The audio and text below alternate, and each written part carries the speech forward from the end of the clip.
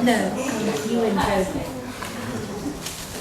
You did a shuttle service. You got me and then because we could stay a bit later.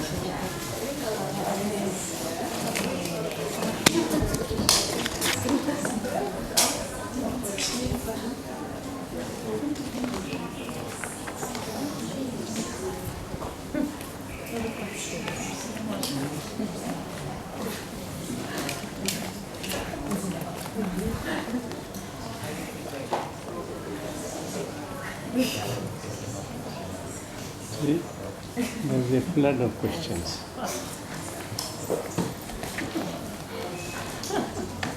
Very good. Shall we begin?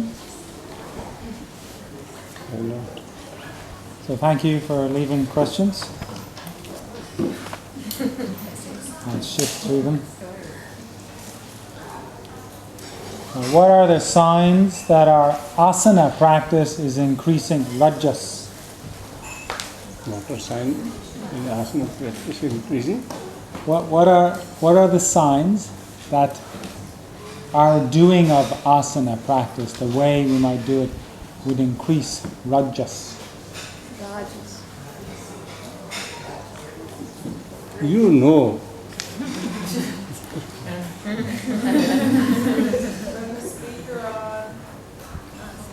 It is just ask for the sake of question. Answer already is known.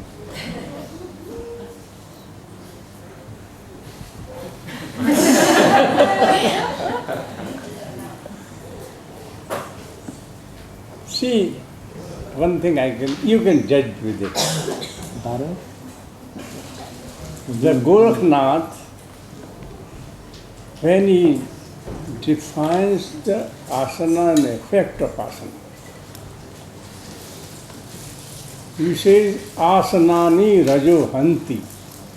No, maybe not everybody knows Gorakhnath. No, this one. He was a very great yogin at the time of Shankaracharya. Shankaracharya was busy in south and eastern part of India. Gorakhnath was busy in Nepal. And so he says, asanani rajohanti. Na? Super.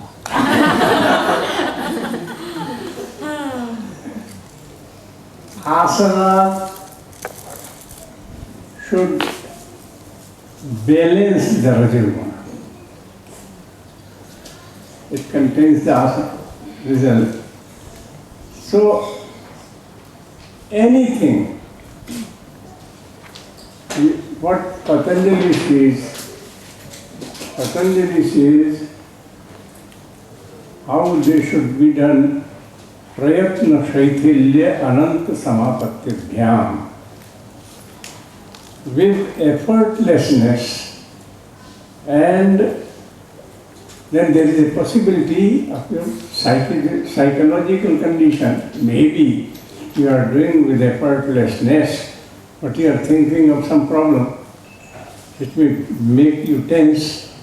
So he takes care of mind also. He says, prayatna shaithilya ananta samapatibhyam. You try to concentrate on infinity. That then there will be tato dvandva anavidhataha. Result would be no conflict, no stress, no depression. That will be, perception will be clear. That is what Patanjali says. So I have told you what Gorakhnath says. and what Patanjali says. So you can do asana as in Sanskrit the word for exercise, vigorous exercise is vyayam. Asanas can be done as exercise. Asanas can be done as a posture. So one has to decide how they want to do it. I am only quoting the few Gorakhnath and Patanjali as yogis.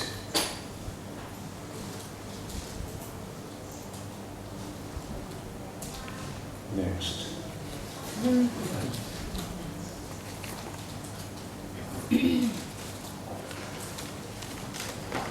So, well, this is what the question says. If you were to begin a yoga study now, where would you go and who would you study with?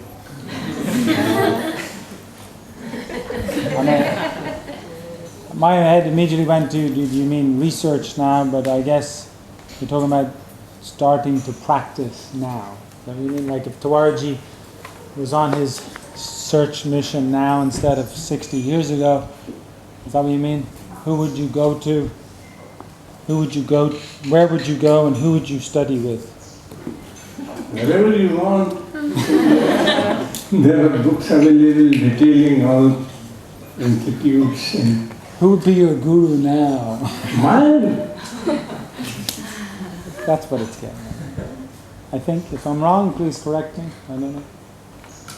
Mine is already decided. It's kind of like asking, well, if you weren't married for the last 20 years, you were back single, young and free, who would you find and go to? I'm devoted. What are you talking about? Yeah. So, but this is a very special relationship of student with teacher, so. I will tell you, wherever you are, stay there. Don't go anywhere.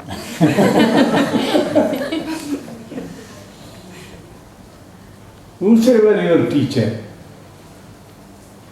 stay with him. Okay. Okay, and then another one from them. What has been the most profound experience outside of yoga that you've had that has affected your own practice?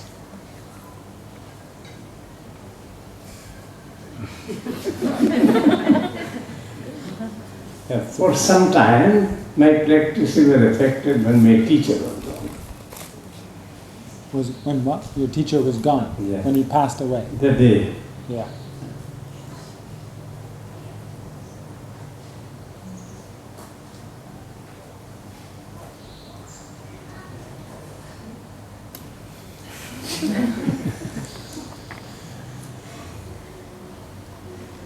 You know what happens is,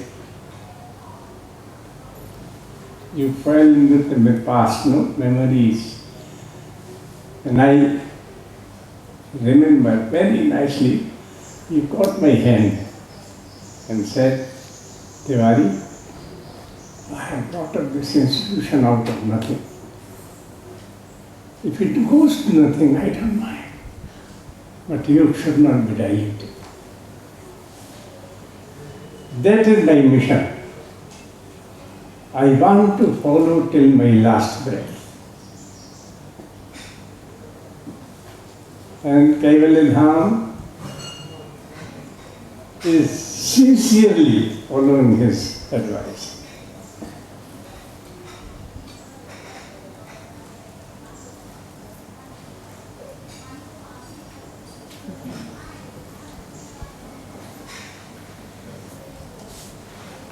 Very good. So this person understands from reading the Hatha Pradipika that Sitkari and Shitali are different in technique and effect. If that is so, why do we never practice Sitkari? No, they are effective the same, practically. I think he was wise enough. He knew that few people cannot hold the tongue. So, then Siddhkarya. Ultimately, with the experiments, we have, that both have the same effect. Only this is, Shitali will affect, suppose 10, you will have to do 15 Siddhkarya, the same result.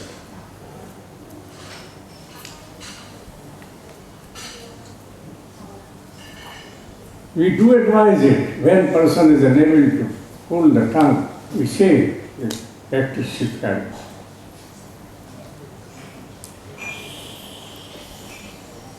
On that, yeah? Yeah, go ahead. Questions from me. Oh, yeah. And if you read the text, Siddhkarya is more for playboys. More? For playboys. Because he is surrounded by hosts of admiring yoginis. That's the result of Siddhkarya. So I wonder if you were keeping it from us not to. That's why he told me not to do it. I don't admire it. You understand? He's just questioning the poetic line. Yeah. The poetic line in the text. Maybe you're cool. It's really, when you read the text, it's totally two different things, but your findings were separate. Yeah. No, but I tell you, must understand one thing. Yeah. You see, the book is written in poetry. So many times they use the word. Say, for example, you read the Mayurasa, peacock pose. They will say, Mrityu Matang Kesari, it conquers the death. Don't go by words. You have to. Or you'll become handsome and virile like a 16-year-old boy. Yeah. Oh, now you want to practice.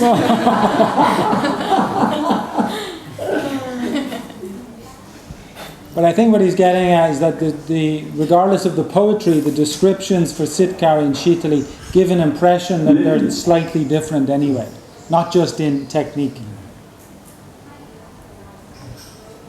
But based on the research, Shitali is more efficient than Siddhkarya. And you know, some of you cannot roll the tongue, but there's like two categories. One is absolutely not possible, because the way to test it is you get a chopstick and put it in the middle of your tongue. And if you can roll around the chopstick, then you have the potential to do it, right? Even if you can't now, and you could train it. You know, you could carry a chopstick around with you. No, people carry electronic cigarettes. You might as well have a chopstick. Okay. But if you cannot even roll around the chopstick, then Siddhkarya is for you. Okay.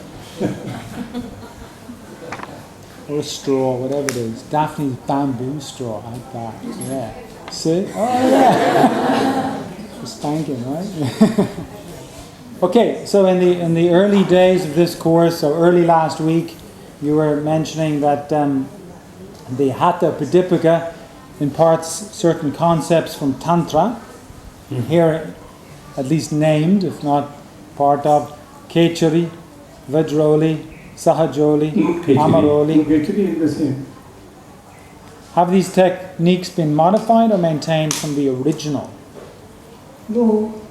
See, in Tantra, they are more physical, leading you to spiritual. They are done the way they are described. But in yoga, everything happens within you.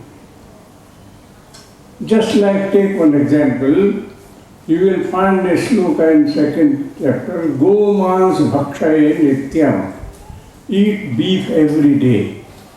Ved madhuvarani, after that have the drinks. Now, literally you take it is like that, but luckily Satmaran has explained it. Go mansen jivha. In the Khichdi chapter only it comes. With the go mans, beef, I mean the tongue. To be inserted, to be eaten, not the beef.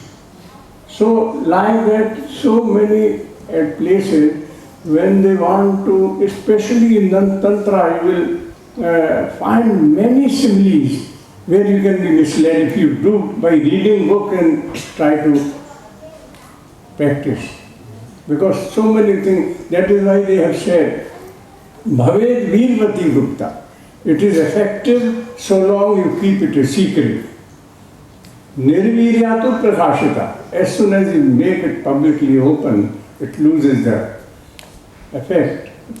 Only the thing is that they want, because things are alive today, means from guru to the student. So appropriate, deserving student must be taught those things. That was the concept, and that concept still exists.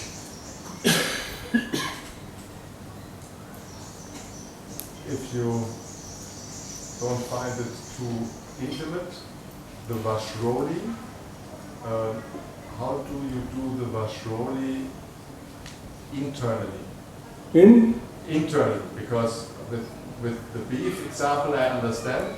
With the Vashroli, when I read it, I know from tantric techniques in Buddhism where you have inner union, but this description of like keeping the semen in and also keeping the menstrual blood of the partner, that to me sounds very tantric. And how would you translate that into something internal? If you want, and if you, I totally accept if that's too. That is the difficult. That's what I thought. It can be taught person to person. Okay. I accept it.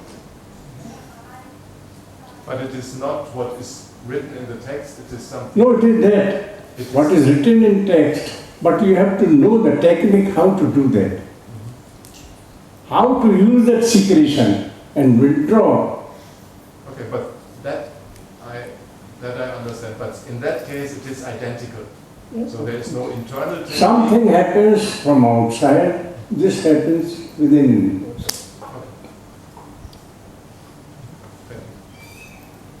You're trying to get at if you do the actual tantric technique of Vajroli in Hatha, right? And then what is described is that there's an inner Vajroli as a result. And what you're saying is both are there, yes? Tantra is describing the technique. And then obviously you teach it more one-to-one.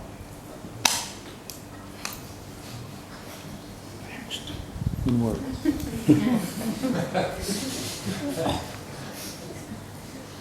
How is Vipariti Karani Mudra performed? Vipariti Karana, Vipariti Karani Mudra, how is it performed? It is, just like you do Sarvangasana, before Sarvangasana, your hips, they make it like this. So half shoulder stand. The problem is I work on a... When you support the hips, don't take them up. Let them rest on your palms and make the legs straight. Like a half shoulder stand, but with the hips at an angle, resting on the hands, weight on the elbows. See, and what angle are the legs then? What angle are the legs? Straight or at an angle? It's an angle. Legs? Body. Yeah, legs? Okay. Feet are above your hips. Okay. Yeah, in Vipariti Karani Mudra. Okay. Sometimes when you do half shoulder stand, you might put the feet over your face, go at an angle. But here, because the pressure is going down there. Very good.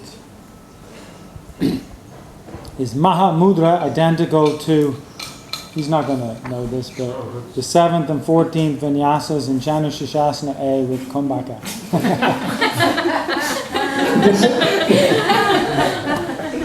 It's more a question to Paul. And no.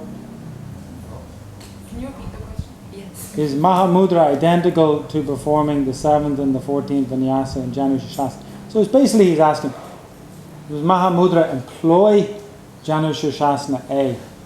Technically it employs B. But B up. I think we once demonstrated. Yeah. Years ago, it's actually on the video, you know the 6-pack videos we have up there?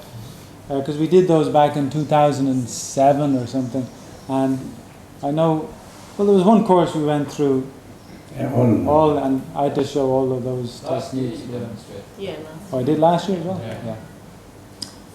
I only remember, recent memory gone, sorry. I only remember 10 years ago. Yeah, so think more B, but not like B going down breathing. It's very, very, very intense actually. Makes third series seem easy. Or at least that was my experience. Not that it is easy. But I did it. Yeah. Okay, so that's that. Yeah. Moving on.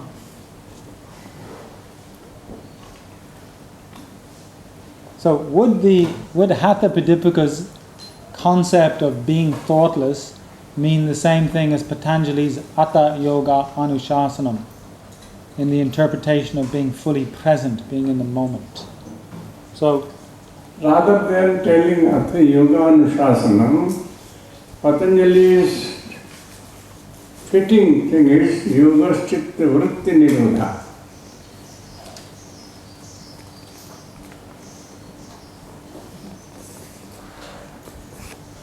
Not Hatha Yoga Anushasanam.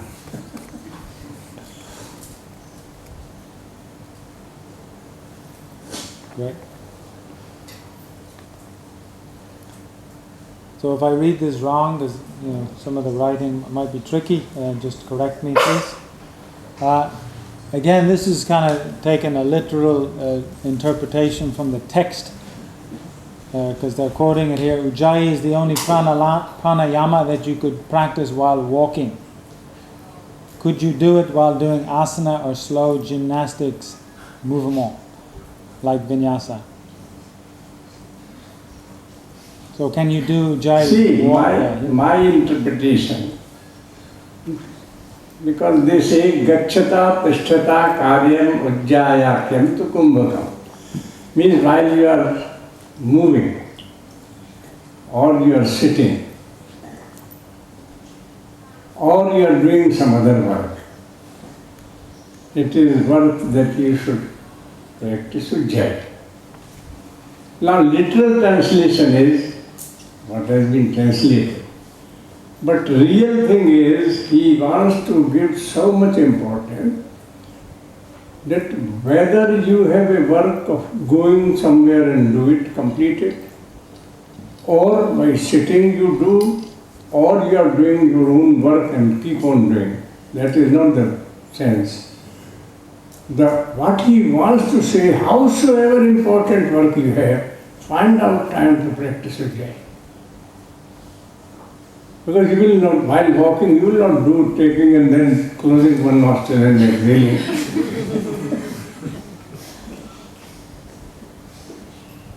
So many times the sound of Ujjayi is being called Ujjayi. That is not the case. The whole process of Ujjayi is defined. You inhale through both the nostrils, exhale through left nostril with partially close the glottis. And when you partially close, the glottis sound comes. So that is how we understand that he wants to give maximum important. That Ujjayi is very important pranayama. Whatever work you are doing, whether going somewhere and complete it, by sitting you are completing or doing any work, but try to find out time to practice it.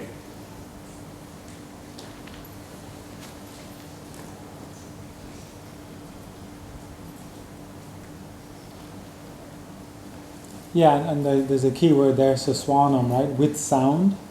So maybe sometimes the question is, can you do the with sound breathing, meaning just the control part at different times, be it in an asana practice or when sitting at work.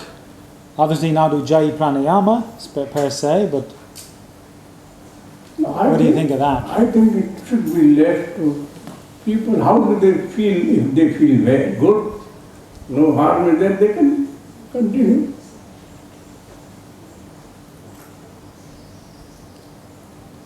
And from my own experience, I might, you were working there with the computer for hours, and you could get into your own zone, and even if you're reading something, you could bring it in. Can you do it in asana? Well, obviously some systems do, but I think the point of doing it in asana is to get you appropriately moving, so that is not doing it, right? And obviously it's to encourage you to go reasonably slow and present. And that's the whole point of a vinyasa even. And this misunderstanding, all it takes is for one person to misunderstand, and then it becomes a bit of a urban whatever myth, I suppose, or slang. Because I never heard even Patabi Joyce say do Ujjayi. He always just said breathe with sound, saswanam. And everyone else is going, hey Ujjayi, So know the difference, yeah? So with sound versus Ujjayi pranayama.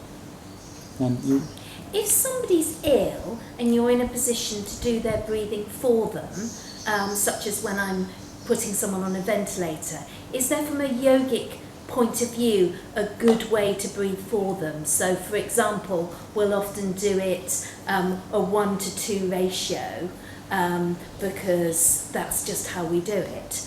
Does that sound a good idea?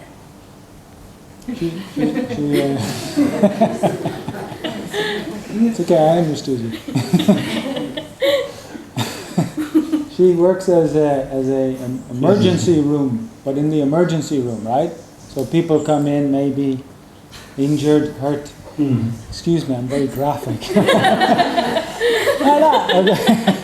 And she has to handle them, putting them on a ventilator, right? Respiratory machine. And the ventilator is set up so that the inhale is 1, the exhale is 2, which I found fascinating. And as she is the one handling them, or you could take a teacher working with a student adjusting. She's asking, how should our breathing be as the handler? Is there a way we could have our breathing to help the patient or the student? Natural breathing is not 1-2. No, but she's lifting this person onto the... Automatically when you are lifting, you don't breathe. Or if I'm breathing for them, I'm squeezing a bag to make their breath. And is it right to do 1 and then let them breathe out for 2, and then 1 and then breathe out for 2? Is that okay? Okay. Yeah. Very okay. I mean, even when we talk about adjusting, especially in particular things, you get hands-on. You can work that. And often it's its own silent cue. I didn't think of that. Okay. Then there's a question about kumbhaka. So that the throat closes, the Jalandhara Bandha, and the fingers. Harish is saying that's the order written in the pranayama book. Could we do the fingers and then Jalandhara Bandha is what they're asking. It doesn't make much difference. Though Swamiji is written closing the glottis, holding the nose, and doing Jalandhara. Suppose you do without this order, but all these three are involved. But step one is important as step one. Because if you don't do that mild contraction here, when you stop the breath, you stop it here. Because if you don't, it's caught, the pressure is caught in your head. So then you're holding pressure in your head and it will be worse. Yeah, so this is very important. And then really, because I've been going around to some of you are actually very slow.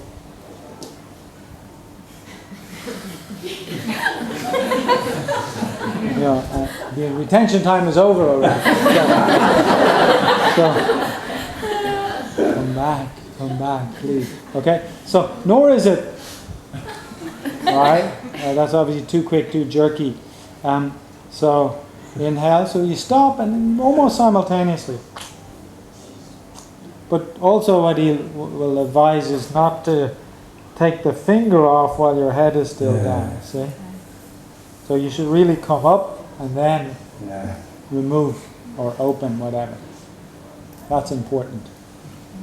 And also when he says touch the nose bone, it doesn't mean like up there, right?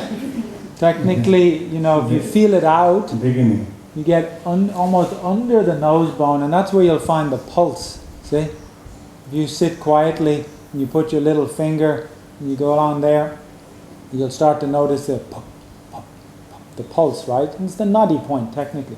So your thumb or ring finger covers the whole soft part, but it goes just touching the nose bone, but on the base of it, see? Not up there, like all over. So that's quite common. See, many times I have observed people also look like this. This is not the correct position.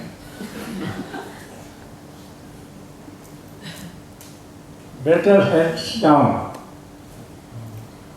And when your hand is down, you can really get nicely under that bone, see? It's very nice. So then what you have to realize, Nadia's big discovery, your elbow can move. Your elbow doesn't move, you end up hitting yourself. And you refused to tell me that. You wanted me to figure it out myself. Find it, Anushasanam, you found it yourself. It's wonderful. Okay? You found it. Okay? So very good. Okay. And there is, I keep wanting to say this to the group, but in the morning, this will make a big difference, and I don't think many of you are doing it. Before you start any pranayama, so he says, Ujjayi. Don't just go and get into that. You must start with a good exhale, no matter what it is, right? Yeah. Then it could be shitali, whatever. Huge different effect. So start with a good exhale. Yeah? Sure. Just to make sure that residual air is minimum in the lungs. Many times we come in habit to exhale and the quantity of the residual is more and CO2 more. Then you find difficulty in inhaling. So if you're having little problems in retention and exhale, often it's even just because of that poor start. So when you just correct how you start, you actually make the whole process really smooth, really nice. Yeah? So emphasize that this afternoon. Recently I was in China, where Sharad also was there. We had very friendly talks. So I suggested him something. He was laughing. I said, Sharad, tell me, why don't you name now Patta Vijaya is gone? Why don't you call it Joyce Yoga instead of Ashtanga of Patanjali? He was laughing. He said, it is a good suggestion, but I can't do it.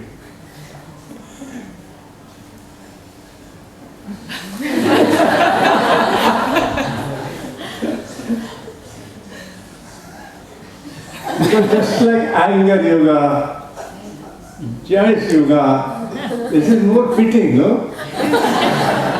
Instead of calling Ashtanga, which is a very proper noun of Patanjali.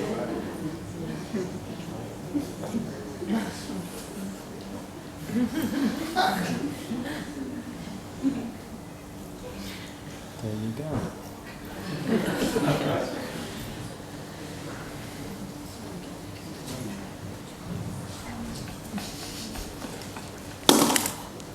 So in pranayama, we're asked to keep the abdomen under control. Is that Uddiyana or a part of Uddiyana? In pranayama practice, we're asked to keep the abdomen, mainly lower though, under a certain amount of control. Not Uddiyana. They're asking, so it's not Uddiyana, is it a No, the effort is not to allow abdominal muscles along with respiration, inhalation especially, to come up. You have to keep them controlled, not take them inside like Uddiyana, no. When you are inhaling, suppose, and it is happening like this.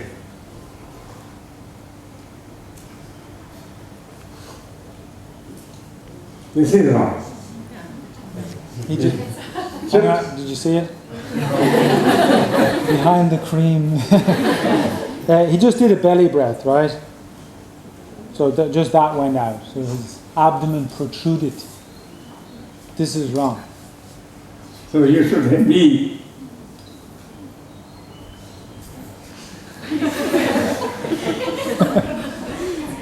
I know what's going on in there.